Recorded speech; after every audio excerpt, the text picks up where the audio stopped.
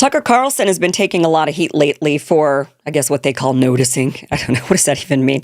But this latest, it is the anniversary of 9/11. And this latest appearance he did on Piers Morgan, he said that there is, without a doubt, knowledge that, or there's information or evidence that the Israelis knew about 9/11 in advance. Watch this. No, of course I didn't allege that, the Jews did it. I don't even know what that means. I think, in fact, saying things like that is a way to discredit real questions. Right. Like, we know, Benjamin Netanyahu on camera right after said this is a good thing because it brings the United States into a conflict that we've been involved in on an existential level for decades. He said that out loud.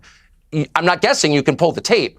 We know that a group of Israeli art students, who clearly were not art students, clearly some of them were aligned with Israeli intelligence, were arrested and held for quite some time in the United States before being released without charges. And we know that a group of them, again, I'm quoting an FBI document here, not the internet, filmed the attacks on 9/11, and I'm quoting, seemed to have foreknowledge of those attacks. Now, you were not allowed to follow up in any of this. Fox News did a series with Brit Hume and Carl Cameron, which many people have seen in a bootleg version on the internet, but they did it like within weeks, saying, what is this? There was an Israeli spy ring in the United States, and they clearly knew 9/11 was coming. This is Fox News. They pulled that under pressure. They pulled that off the internet. It's not searchable in any Fox News archive, but they aired it. I know the people who did it. Of course, I worked with them for years.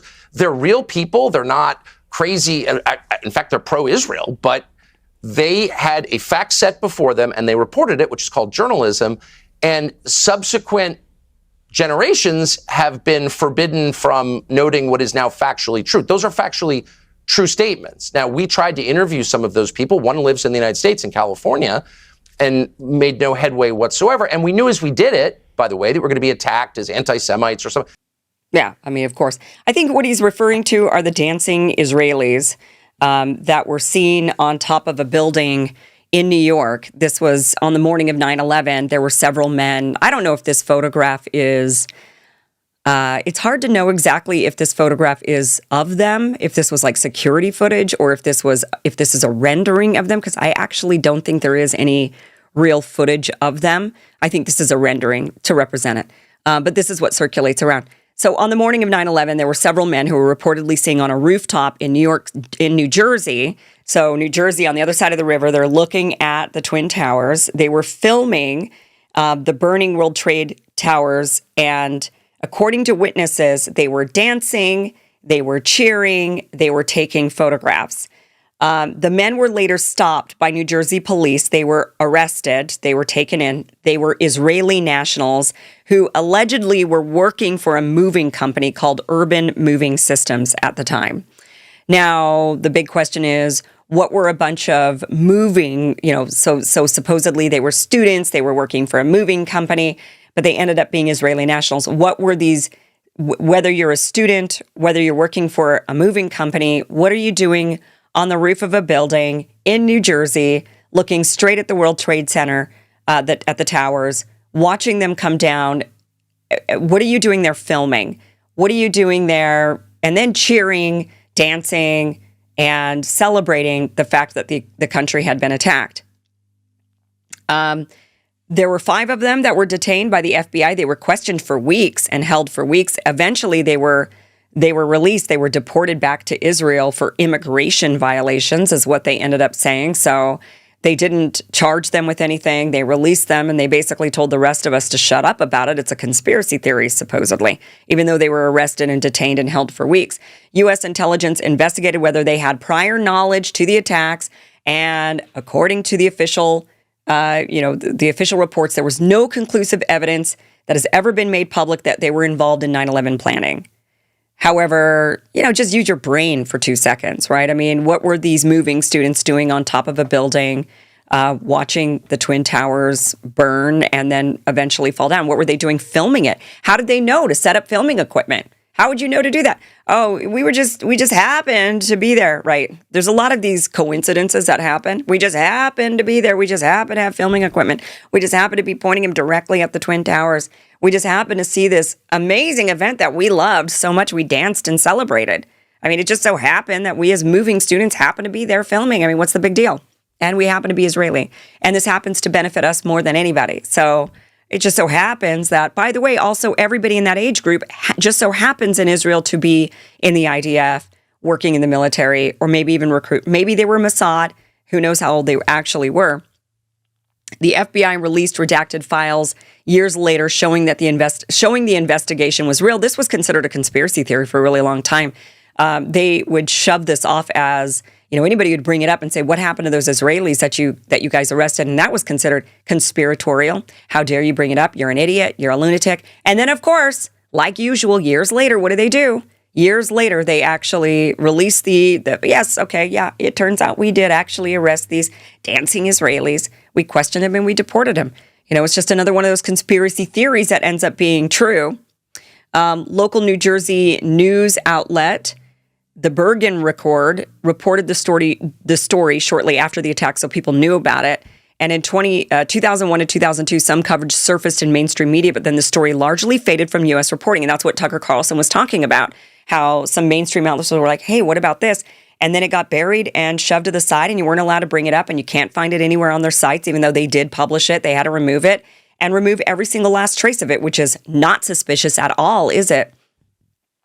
In Israel, a TV interview later aired with two of the men who admitted they were there to document the event. So they said this in Israel proudly, declaring it to Israeli news.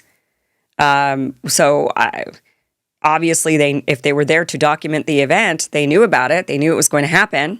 So, it's just, I think on this day we have to remember that a lot of you watching, if you're young enough, don't remember 9/11. You just weren't old enough to. If you're in your 20s or even in your 30s, you probably don't remember this event. For those of us that were adults at the time, this was a horrifying event that really, and little did we know at the time that it would mark the beginning of really kind of the end of the United States, which is going to war for Israel, endless, numerous wars in the Middle East, sacrificing our own youth, sacrificing our own liberties, our freedoms, sacrificing what really is what America should have been all about, which is freedom and liberty, and instead living in fear, demonizing the entire Muslim and Middle Eastern population, and just continuing to wage war after war after war for Israel. I was 21 years old when 9/11 happened. I was in college. I remember waking up. I was living in Sacramento at the time, or in that area, going to UC Davis. And I remember waking up at the time and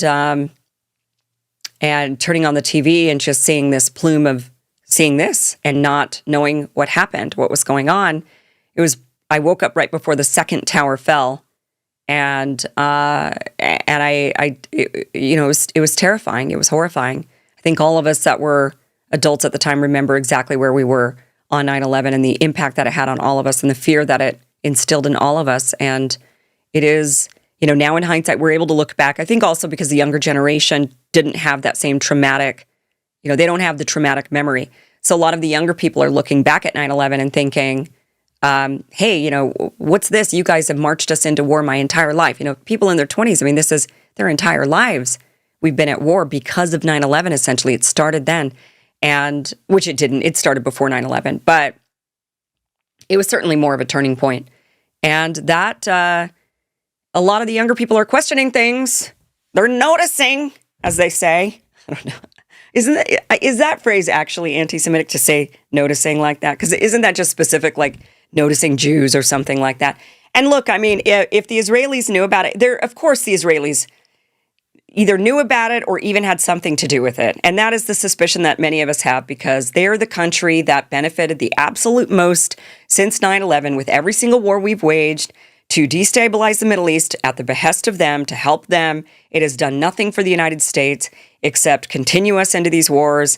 And they're the only ones who've really benefited. And so, of course, we look at them and say, what did you have to do with this? It's not just that you maybe knew about it, but maybe you had something to actually do with it. And now we're pointing the finger at them and looking at, what else have the Israelis done to terrorize us throughout the last 70 decades or longer? sending letter bombs to U.S. presidents, bombing USS Liberty, getting us into dancing on top of a building, even if it was just that, as simple as they just happen to be there and you just don't think there's any conspiracy at all. They just happen to be there. What were they doing celebrating an attack on America?